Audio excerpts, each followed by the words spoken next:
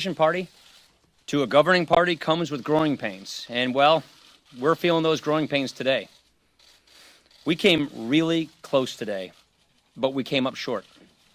I spoke to the president just a little while ago, and I told him that the best thing I think to do is to pull this bill, and he agreed with that decision.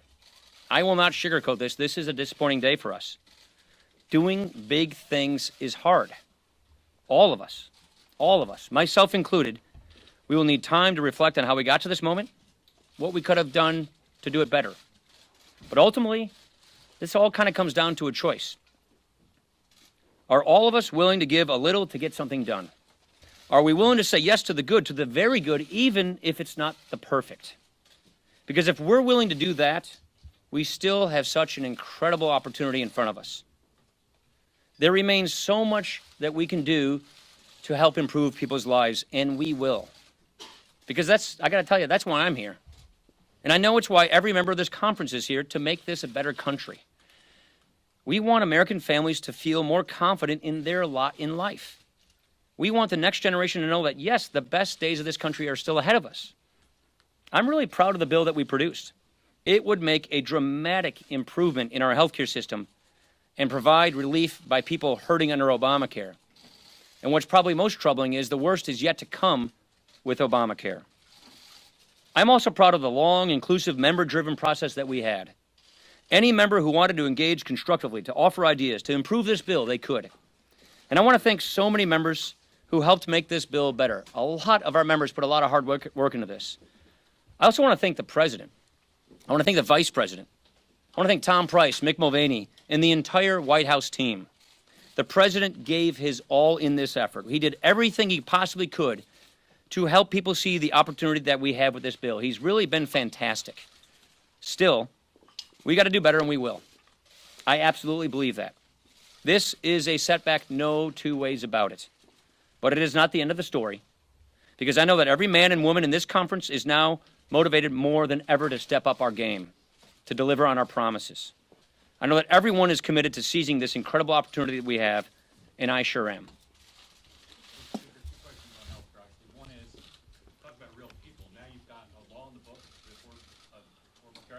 Don't like, the White House doesn't like, but it's going to be the law for the foreseeable future. Do you plan to try to help it along and prop it up, or do you plan to just let it wither? Yeah, this is the problem. I worry. The question is do we kind of prop it along and try and prop it up?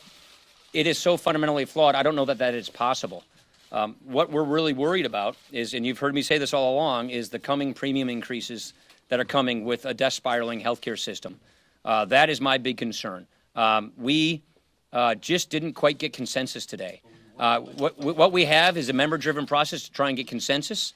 We came very close, but we did not get that consensus. That's why I thought the wise thing to do is not proceed with a vote, but to pull the bill and see what we can do. But I don't think the law, as it is fashioned or anything close to it, is really going to be able to survive. Will we work on legislation now to try to we'll see. We're going to go back and figure out what the next steps are.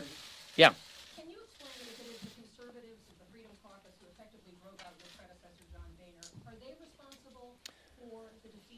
Well, I don't want to cast blame. There is a block of no votes that we had that is why this didn't pass. There were a sufficient number of votes that prevented it from passing, and they didn't change their votes. We were close. Some of the members of that caucus were voting with us, but not enough were, and therefore, and I met with their chairman earlier today, and he made it clear to me that the votes weren't going to be there from their team, and that was sufficient to provide the balance to not have this bill pass.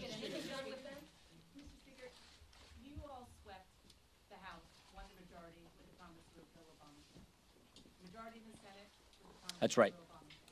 The White House with the promise to repeal Obamacare.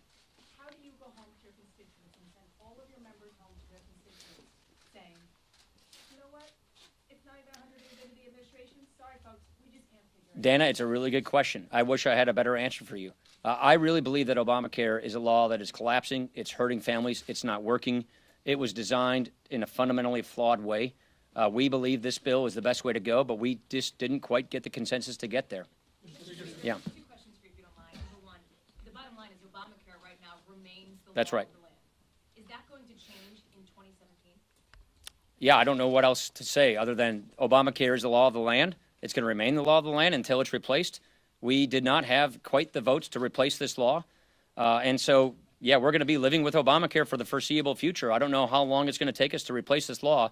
My worry is Obamacare is going to be getting even worse. Actually, I think we were probably doing the Democrats a favor. I think we were doing the architects of Obama a favor by passing this law before it gets even worse. Well, I guess that favor is not going to be given to them, and it's going to get worse. And so I don't think the architects of Obamacare, I'm sure they may be pleased right now, but when they see how bad this thing gets, based on all the projections we're being told by the plans that are participating in Obamacare, I don't think they're going to like that either. Look, 5 states, you got one plan left, one choice. Over a third of the counties in America, one plan left. And the kinds of projections we're being told from the people providing health insurance to these people in plans, it's going to get even worse. And so I don't think the architects of Obamacare envision this future. It's certainly not one we want for the American people. And I wish we had the kind of consensus we needed to bring a bill to the floor to pass and replace it, but we just don't have that right now. Chad. No, Chad. What about the political capital that was burned here? You have to keep the government open for about 5 weeks. The debt ceiling, you still want to do tax reform. I know you say that this part was integral to getting Right. that part. How much capital do you burn on this today, and how does that potentially injure those other bills? I think our members know we did everything we could to get consensus. This is how governing works when you're in the majority. We need to get 216 people to agree with each other to write legislation. Not 210, not 215. We need 216 people in the House to agree with each other on how to write a piece of legislation. We didn't have 216 people. We were close, but we did not have 216 people. And that's how legislating works. And so now we're going to move on with the rest of our agenda because we have big, ambitious plans to improve people's lives in this country. We want to secure the border. We want to rebuild our military.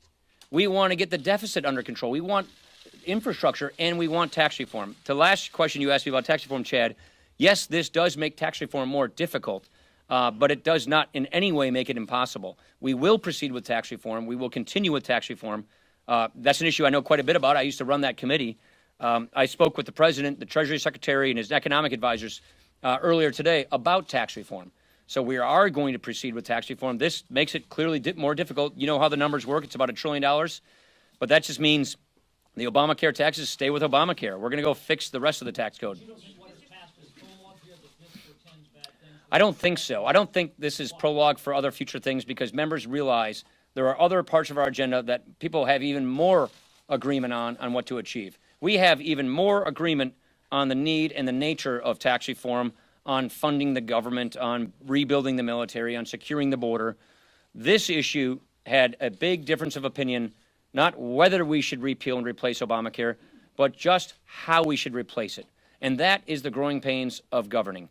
We were a 10-year opposition party where being against things was easy to do. You just had to be against it.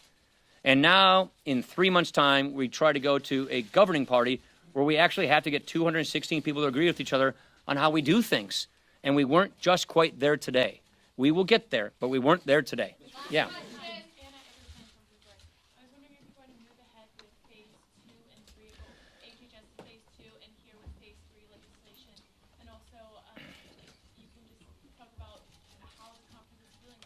The conference is let down. The conference is disappointed. The conference, we were on the cusp of fulfilling a promise that we made. We were on the cusp of achieving an ambition that we've all had for 7 years, and we came a little short. We were close, but not quite there. On your other issues, this bill would have made what we call phase 2 much, much better. Nevertheless, I think there are some things that the Secretary of HHS can do to try and sort of stabilize things, but really we needed this bill to make it better. For instance, risk pools. We believe the smarter way to help people with pre-existing conditions get affordable coverage while bringing down the healthcare costs for everybody else is through reinsurance risk or risk-sharing pools, which this bill supplied for the states. That's not now going to happen, and therefore he won't be able to deploy that policy tool that we think is better than Obamacare. So we do lose a lot of the tools we wanted to help improve people's lives and bring down healthcare costs in this country. Thank you very much, everybody. Appreciate it. Yes, I do. All right, folks. So there you go. It was called American Health Care Act. They pulled it According to sources, President Trump told him to pull it. He's saying that he told President Trump that he was going to pull the bill. But it is what it is. So, thank you very much for watching. We are doing a live news podcast tonight. If you are new to our community, hit that subscribe button. Check out the video that we uploaded earlier regarding the iPhone and WikiLeaks. Pretty interesting stuff. So check out that article. It's up on our channel. So check it out. Give it a thumbs up. Share it. All that good stuff. Stay tuned. And when it comes to healthcare, this is it. Obamacare stays. People are going to continue paying $15,000 as their deductible. You are going to get a increase in your premium. So if you were paying $1,500, let's say at the beginning of the year or last year, you're going to be paying twice that much. So pretty much you're going to be paying double your mortgage, one for your mortgage itself, one for healthcare. And it is what it is. So see you guys soon. Peace.